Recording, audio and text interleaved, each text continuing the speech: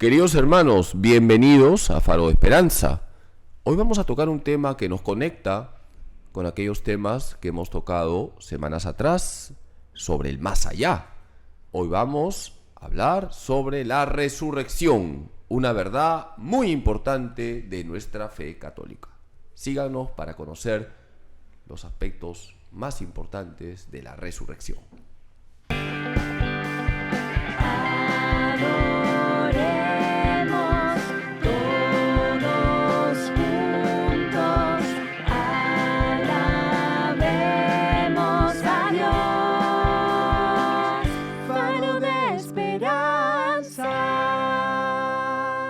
Queridos hermanos, hoy vamos a hablar sobre la resurrección. Nosotros en el credo decimos que creemos en la resurrección de la carne, si usamos el símbolo de los apóstoles, o decimos que creemos en la resurrección de los muertos, si usamos el credo niceno-constantinopolitano.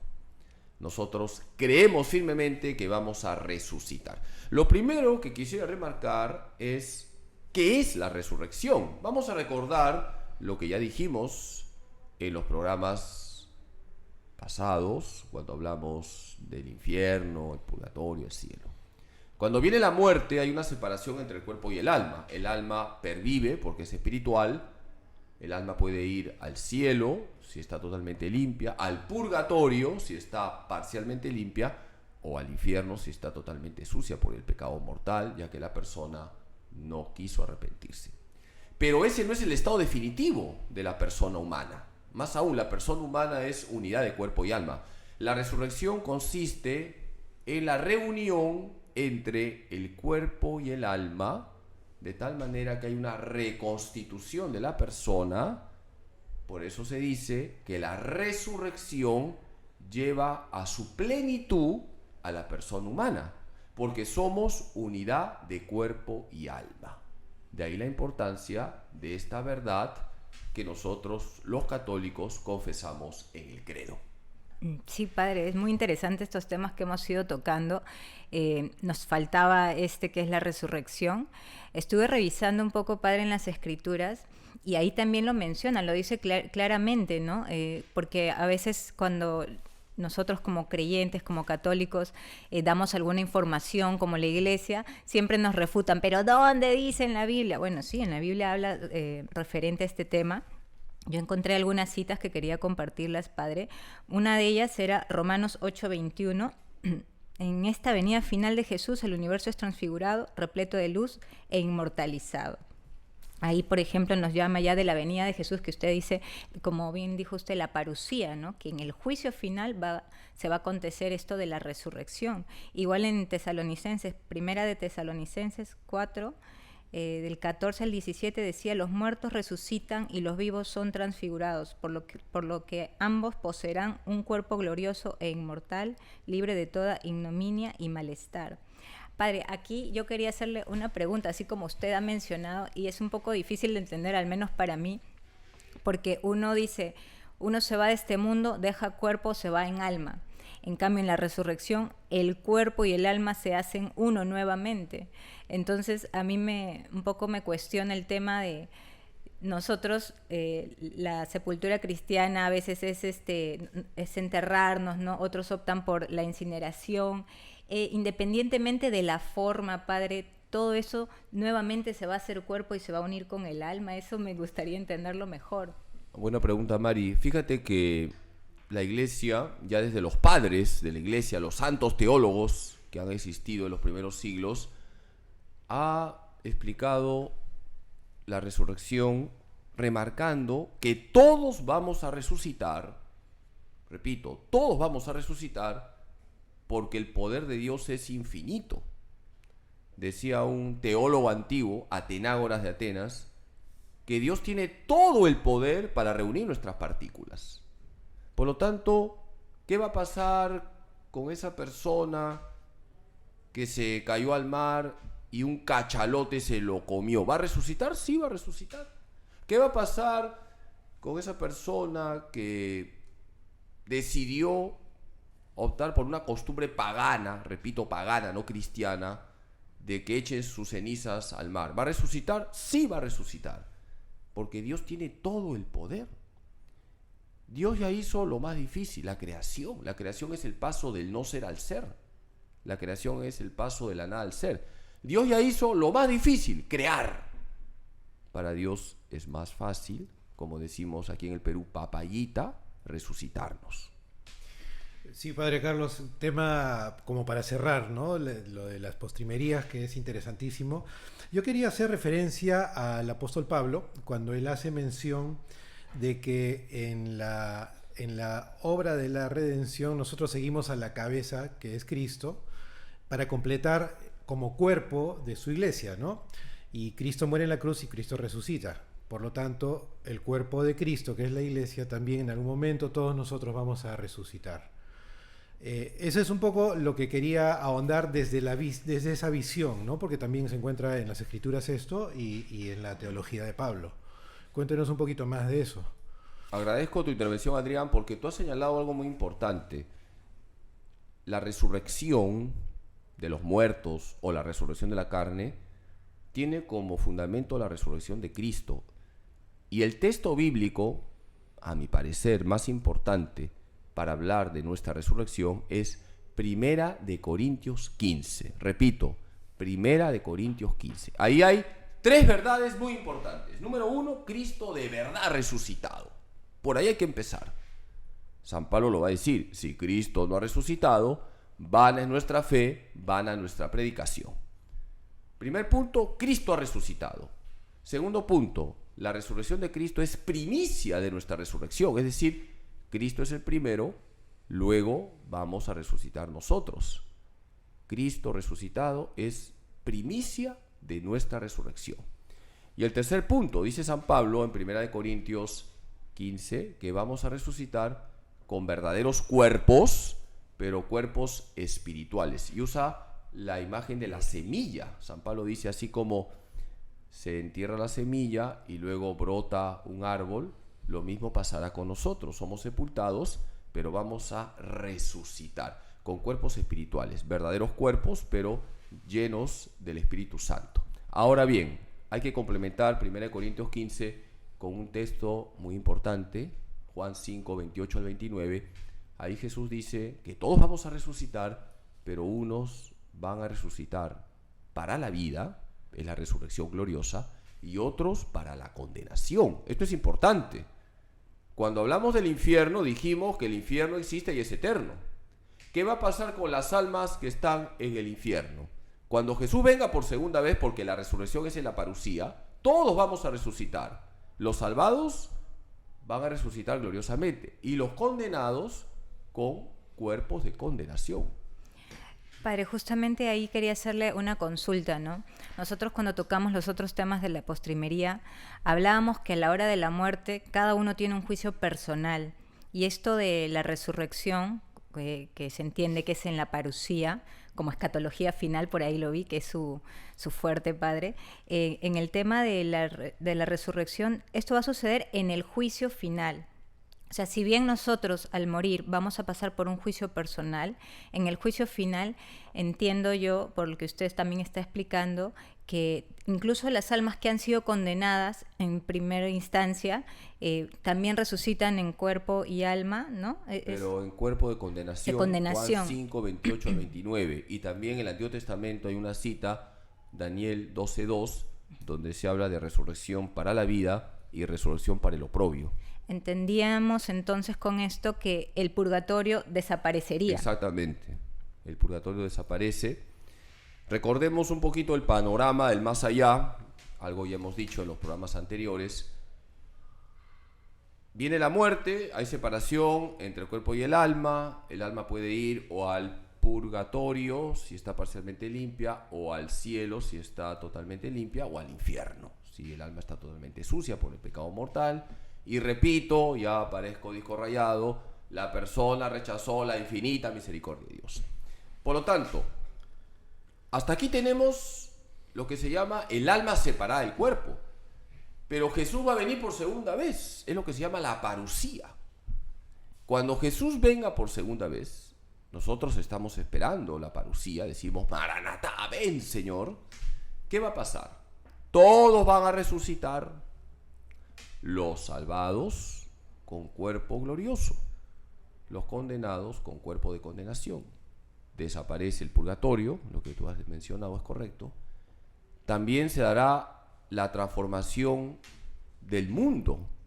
Esta creación no será aniquilada, será transformada. Son los cielos nuevos y la tierra nueva que habla San Pedro en 2 de Pedro 3:13. Y ahí se dará el juicio final. El juicio final no cambia el juicio particular, sino que lo ratifica y lo hace público. Repito, el juicio final no va a cambiar el juicio particular, sino que lo va a hacer público porque se tiene que ver la verdad de todos. No hay justicia si no hay verdad. La verdad nos hará libres. Padrecito, qué vergüenza que se vean mis pecados en el juicio final. Vergüenza, ¿por qué? Todo será para la gloria de Dios. Los santos nos han enseñado de alguna manera lo que significa el juicio final. San Agustín, en sus confesiones, por supuesto que siente vergüenza de haber cometido pecados graves, pero no tiene vergüenza de decir que era un pecador para decirnos que Dios tuvo misericordia de él. Lo mismo pasó con Santa Teresa de Jesús. En el libro de la vida cuenta sus miserias para la gloria de Dios. En el juicio final se verá la verdad de todos para la gloria de Dios. Así es, padre, y yo creo que en ese momento, cuando se dé este momento tan especial, yo creo que las vergüenzas y esas cosas estarán en un segundo plano, porque... Bueno, la vergüenza para el condenado, claro, pero para el salvado no. No, claro, justamente a eso iba, porque será un acto de humildad suprema, ¿no? De las almas que han purificado, ¿no? Y en este acto de verdad suprema, con toda humildad, van a aceptar y reconocer pues su falencia, pero a la vez la gloria de Dios, la misericordia de Dios, el perdón del Señor, ¿no? Que creo que es un buen punto. Yo quería hacer una mención respecto de la resurrección, que me parecía importante. Yo hice mención hace un momento de Pablo, pero también Pedro, Pablo y Pedro, ambos, ¿no? Que ahora vemos el papado está representado ahí, pero Pedro, en el momento en que hace su primera prédica y conversión, ¿no? Él hace referencia a este Jesús a quien ustedes crucificaron, el Señor lo glorificó y lo resucitó al tercer día, ¿no? Entonces yo creo que sí es importante cómo doctrinalmente la Iglesia desde el inicio, sin ellos mucho saber de doctrina, por decirlo de alguna manera, ¿no? Pedro no creo que supiera mucho de doctrina, Pablo no creo que supiera mucho de doctrina, pero ya se iba estableciendo por medio del Espíritu Santo estas realidades, estas verdades, ¿no? Jesús ha resucitado, ha triunfado sobre el pecado, ha triunfado sobre la muerte, nos ha indicado el camino, no solo aquí en vida, sino también posteriormente a la muerte y su gloriosa resurrección, y ese es el camino que nos toca seguir. Bueno, lo que has mencionado merece una cierta aclaración. Pedro no era teólogo, ciertamente, Pablo no era teólogo, pero conocían lo esencial, y eso es lo importante. ¿Qué es lo esencial? Que Jesucristo es Dios hecho hombre, que Jesucristo es el único que salva, que Jesucristo es el único que puede hacernos felices, y que Jesucristo ha muerto por todos, ha resucitado, está vivo y nos cambia la vida. Eso es lo esencial. Ya lo demás es desarrollar lo esencial. Convendría recordar que si hay resurrección es porque Cristo ha resucitado. Por eso tenemos que defender el realismo de la resurrección de Cristo.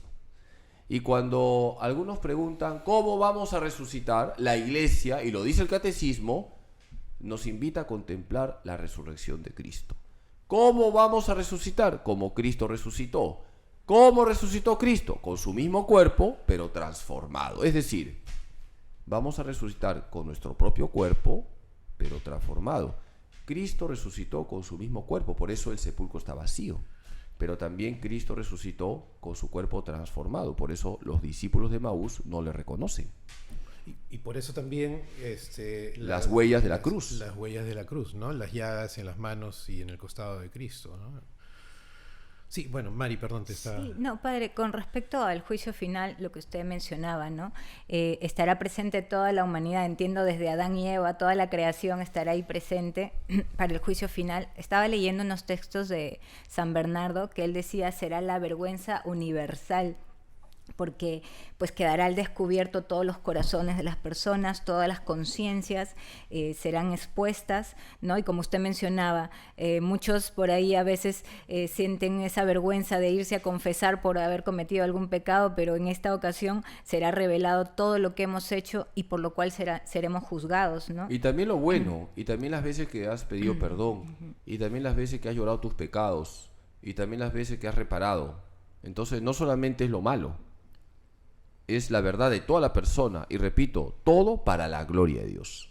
Así es, padre. Entonces, al ver eso, un poco, cuando empezaba a repasar estos textos, claro, uno se puede asombrar y puede decir, Dios mío, o sea, finalmente nosotros creemos que andamos por la vida haciendo las cosas bien y que si algo por ahí cometemos mal, vamos a la confesión y ahí queda todo, pero no, hay un juicio final que va a ser la resurrección después de la muerte, en donde vamos a ser evidenciados de alguna manera, se va a exponer todo lo bueno y lo malo, pero algunas personas pueden entender esto como que el juicio, como decía San Bernardo, ¿no? La vergüenza universal, pero un poco me remontaba a las palabras que decía San Juan de la Cruz, ¿no? Que él decía, en el atardecer de la vida seremos juzgados en el amor. Pero la palabra vergüenza no es mala, de hecho se habla de una santa vergüenza.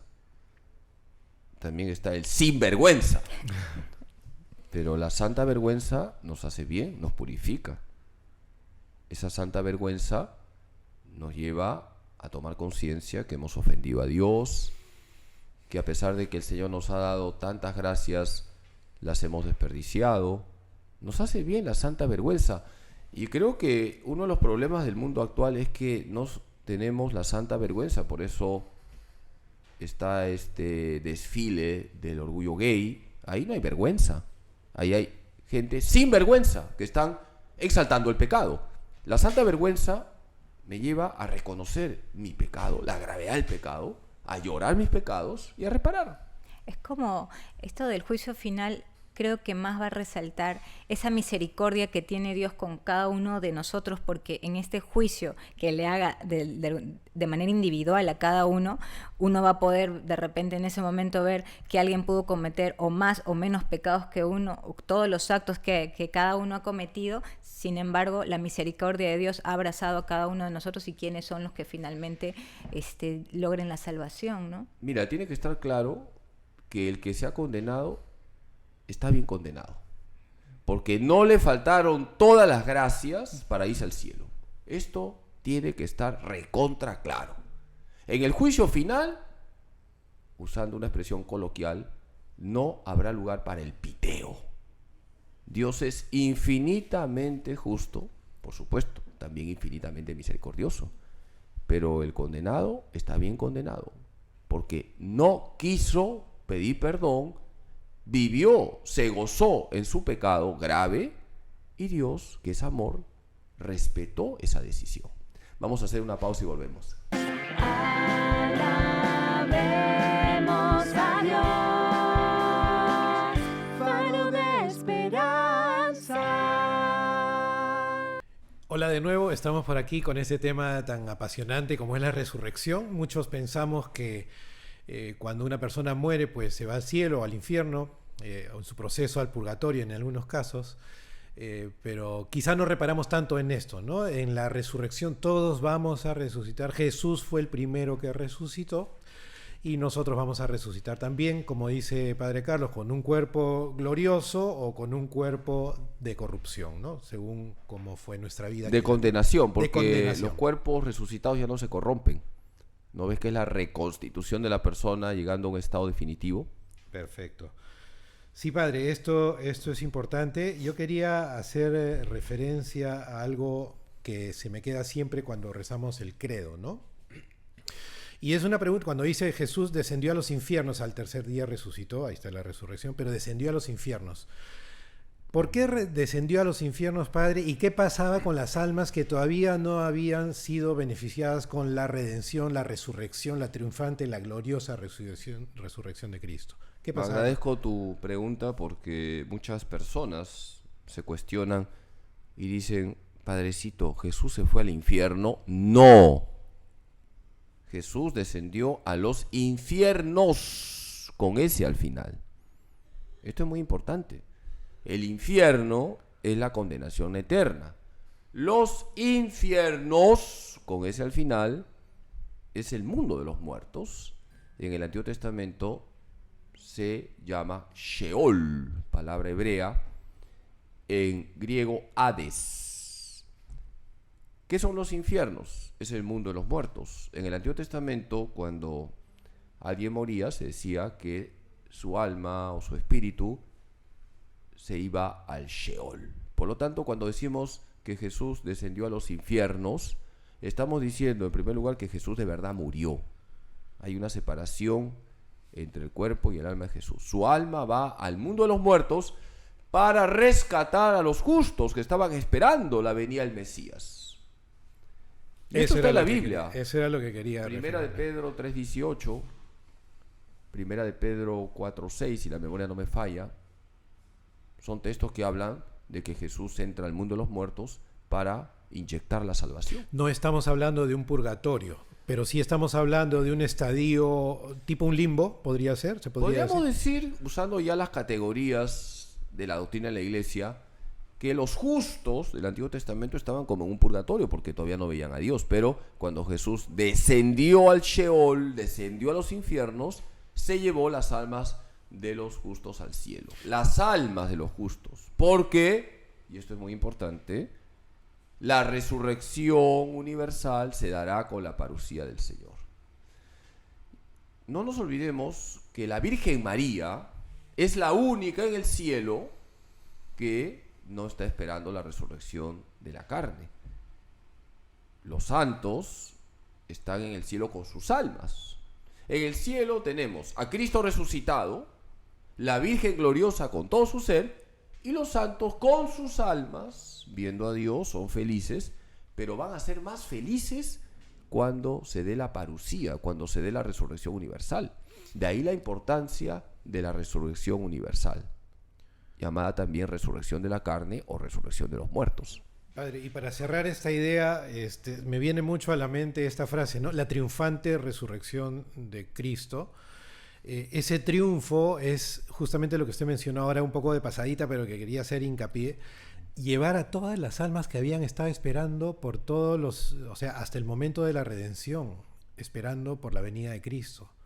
Entonces es una fiesta que hubo en el cielo para recibir a estas almas que estuvieron esperando, ¿no? Y es triunfante y gloriosa la resurrección de Jesús porque descendió a los infiernos a rescatar esas almas que estaban esperando. Y ahí tenemos a Abraham, tenemos a Moisés, tenemos a David, tenemos a los profetas, tenemos a todos los justos del Antiguo Testamento. Padre, un poco para comentar lo que usted mencionaba, por ejemplo, de la santa vergüenza que decía de... a veces San Agustín lo puso de ejemplo, ¿no? Que él se lamentaba con mucho dolor de las cosas que había cometido en vida, pero pues para de alguna manera dar apertura a esa misericordia y amor de Dios por la cual seremos finalmente juzgados, ¿no?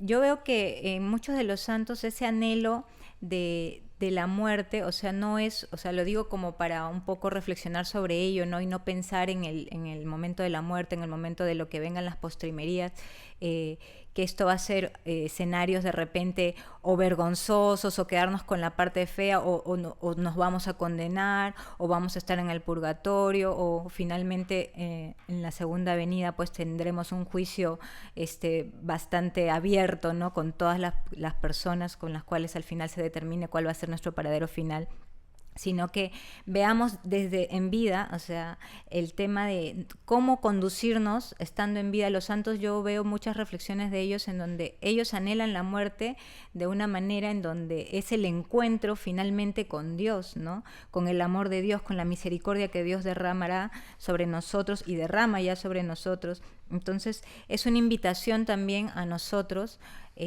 a conducirnos en la vida sabiendo que hay una trascendencia, porque finalmente si no hablamos de las postrimerías como estamos hablando ahora, las personas creen que todo acaba a la hora de la muerte y no tenemos esa conciencia de que hay una eternidad y de que día a día nos la estamos jugando. Entonces, sabiendo y conociendo acerca de estos temas que incluso lo mencionamos en el credo, ¿no? En la resurrección de la carne, lo decimos y no éramos conscientes de que hay una vida después de la muerte y cuáles son las 4 que hemos explicado en estos programas y finalmente cuál es la actitud que debemos tomar nosotros para encaminarnos bien hacia el encuentro con Dios, si es que su misericordia nos acoge, ¿no? Si es que también nuestros actos nos llevan a eso. Cómo poder conducirnos en vida hasta este camino, ¿no? Hasta este camino final.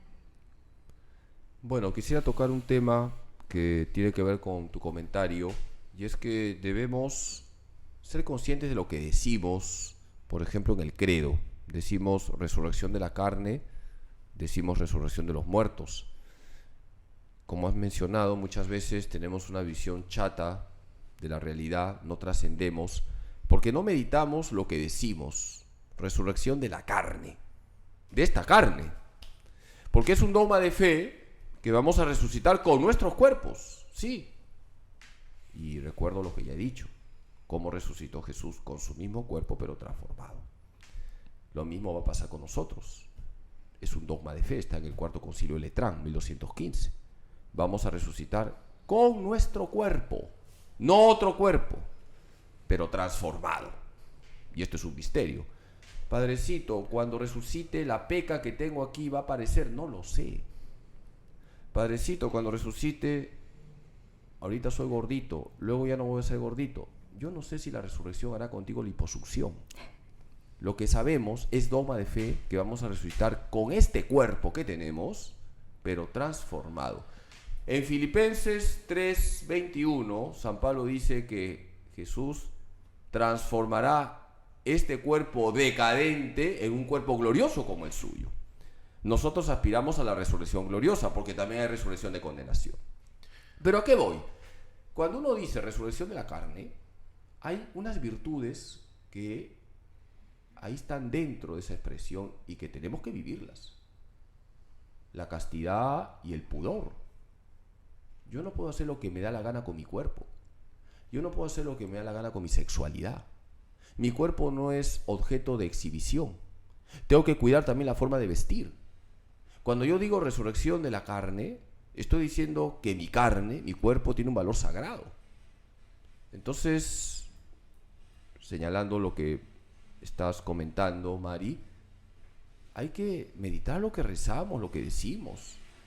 Cuando recitamos el credo niceno-constantinopolitano, decimos resurrección de los muertos, que se complementa con resurrección de la carne, en el sentido de que estamos muertos, hemos muerto de verdad, nos vamos a morir. Y los santos contemplaban la muerte no desde el miedo, sino desde el amor.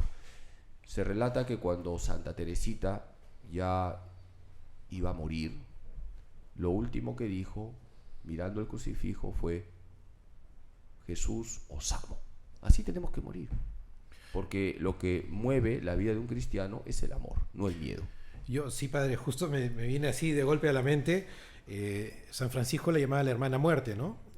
Había una familiaridad espiritual con un proceso que es parte de lo que vamos a vivir, de lo que tenemos que es inherente, digamos, ¿no? Y también, no sé qué santo, de repente usted me ayuda, había una santa, creo que era, que decía muero porque no muero. Santa Teresa de Jesús, Que era, la santa de Ávila. Exacto, sí, ¿no? Una linda expresión, pero muy difícil de comprender en un mundo como el de hoy, ¿no? Es decir, ¿cómo muero porque no muero? Pero en realidad era el anhelo del amor de Dios y de la resurrección, ¿no? Para estar a su lado, estar con Él para toda la eternidad. Yo quería hacerle una pregunta que me parece importante. En realidad son dos, ¿no? Pero una menciona de que todos vamos a resucitar. ¿En qué etapa de nuestra vida? ¿De qué etapa de nuestra vida? Se habla, es la primera pregunta, ¿no? Y la siguiente, si vamos a resucitar todos, vamos a estar todos en el mismo momento de la historia. Puede sonar anecdótico, ¿no? Pero no, son preguntas que vienen a la mente, claro. Pero las dos preguntas las respondo como responde el catecismo. llegar al detalle es un misterio, dice el catecismo. Es decir, el catecismo explica qué es la resurrección universal. Ya hemos explicado la reconstitución de la persona, porque somos unidad de cuerpo y alma. Esa separación cuerpo y alma ya desaparece, porque la resurrección trae la reunión del cuerpo con su alma. ¿Cuándo vamos a resucitar? Con la parusía. ¿Cuándo será la parusía? No sabemos. ¿Cómo vamos a resucitar? Con nuestro propio cuerpo, pero transformado. Y dice el catecismo, no se puede decir más. Estamos en el misterio de la resurrección universal. Pero ya que tocas el tema de un poco los detalles del cuerpo resucitado, sí convendría hablar, aunque sea brevemente, del respeto que se merecen los restos mortales. Hoy en día ha entrado un paganismo galopante en muchos católicos que se expresa, por ejemplo, en tirar las cenizas de sus difuntos al mar, o hacer con la ceniza de los difuntos aretes, Rituales también. o echar las cenizas de los difuntos como abono de plantas. Todo ello implica una práctica anticristiana. La Iglesia siempre ha señalado la importancia de sepultar a los difuntos. De hecho, la palabra cementerio viene de koimeterion, palabra griega que significa dormitorio, y es una palabra de origen cristiana. Nosotros, de alguna manera, pensamos que la muerte nos lleva a dormir. Se habla de que los difuntos duermen el sueño de la paz. Koimeterion, dormitorio, de ahí viene cementerio. Estamos esperando la resurrección. En cambio, los paganos, a los lugares donde enterraban a sus muertos, les llamaban necrópolis, ciudad de los muertos. Hay mucha diferencia entre koimeterion, dormitorio, hay una esperanza, van a despertar, de necrópolis, lugar de los muertos. Hay mucha diferencia. Sí, qué importante entonces entender el verdadero sentido de esta palabra, ¿no? De esta frase, darle cristiana sepultura, ¿no? Porque, digamos, si empezamos a diluir todo esto, que es lo que usted ha mencionado, entonces hay almas que no están recibiendo una cristiana sepultura, digamos, un rito cristiano donde encomendamos su alma para, ¿no? Y obviamente a nuestras oraciones y a las misas que podemos celebrar por ellos. Hay tantas cosas que se están obviando y dejando de lado por desconocimiento, ¿no? En la vida de la fe y en la vida espiritual que continuamos después de morir aquí en la tierra, digamos. Y también es bueno aclarar que la Iglesia, desde el año 1983, en el Código de Derecho Canónico de 1983, publicado por San Juan Pablo II, permitió la incineración o cremación. Está permitido, sí, aunque lo tradicional ha sido la sepultura. Ahora bien, está permitida la cremación o incineración, pero con unas condiciones: respetar las cenizas, creer en la resurrección, no faltarle el respeto a esos restos mortales. Por eso la Iglesia dice que las cenizas tienen que estar en una urna. La urna hay que llevarla a los columbarios. Los columbarios son lugares donde se depositan las cenizas. Hay columbarios en iglesias o cementerios. No es correcto tener, por ejemplo, las cenizas en la casa. Sí, padre, precisamente por lo que usted está comentando, el cuidado que debemos tener, ¿no?, con nuestros cuerpos. Me voy a ese punto porque muchas veces nosotros creemos que suficiente hacemos con el crecimiento espiritual, con nutrirnos espiritualmente, con un poco tratar de acercarnos a los sacramentos. Eso está perfecto, ese es el camino que tenemos que seguir, pero una responsabilidad grande que también nos ha dado Dios es el cuidado de nuestro cuerpo. Ahí es lo que usted mencionaba, ¿no? El cuidarlo en la pureza, en la castidad, en la salud, o sea, cuidarnos en todos los sentidos, incluso hasta en la hora de la muerte, ¿no? Que darnos cristiana sepultura. Si bien usted está comentando, antes no se permitía o no estaba aceptado la incineración, ahora sí, pero bajo unas condiciones. Las personas desconocen mucho esto. Ahora es como que de repente más popular, no sé, si están optando más por la incineración, porque dicen, bueno, la Iglesia lo acepta, pero no están viendo que hay todos unos pasos o todas unas normas que se deben adoptar como ir a un columbario y dejarlo en un lugar santo y sagrado. Las personas creen que, ok, la iglesia lo permite y no son conscientes de que al tenerlo en su casa o en un lugar que no es sagrado, no están haciendo lo correcto. Y esto es bueno poder informarle a las personas, o que ellas también tengan ese cuidado de que el cuerpo realmente es un cuerpo sagrado. Dios nos lo ha dado y finalmente tiene una trascendencia, ¿no? Como lo estamos hablando ahora en las postrimerías. Hay mucha ignorancia y de alguna manera, con humildad, nosotros queremos aportar a la formación de los católicos. Y ya para cerrar el programa, es importante darnos cuenta que la Eucaristía es alimento de resurrección. Jesús dice: quien come mi carne y bebe mi sangre tiene vida eterna y yo lo resucitaré en el último día. Juan 6:54. Nosotros creemos firmemente que hay resurrección, Cristo ha resucitado y aspiramos a participar de la resurrección gloriosa de Cristo. Padre, antes de terminar, yo quisiera dirigirme un poco a las personas que han podido ver este programa, que sepan que todo esto ha sido hecho con mucho amor, con mucha caridad y con mucha verdad, sobre todo, ¿no? Agradecerte por pues las precisiones tan bien fundamentadas, ¿no? Que es algo que muchos católicos hemos perdido de vista, pero que sí es muy importante que podamos realmente considerarlo, incorporarlo en nuestra vida espiritual, preocuparnos por conocer estas realidades de las postrimerías, ¿no? En particular la muerte, estamos hablando del cielo, el infierno, el purgatorio y en este caso la resurrección, que son realidades propias a nosotros, que trascienden a nuestra vida física humana aquí en la tierra, pero que realmente son realidades innegables por las cuales el alma va a tener que pasar de todas maneras, ¿no? Entonces, agradeciendo estas palabras tuyas y invocando a la gente a entrar en ese misterio que está movido por el amor de Dios y la caridad, realmente, ocuparnos con más cuidado, con más ahínco, por nuestro futuro, por estas realidades para nosotros, pero también por nuestros seres queridos, aquellos que ya pasaron. Y termino con una cita de San Pablo: para mí la vida es Cristo y la muerte una ganancia. Filipenses 1:21. Que Dios Todopoderoso les bendiga en nombre del Padre, del Hijo y del Espíritu Santo. Ánimo en Jesús, José y María. Bendiciones para todos.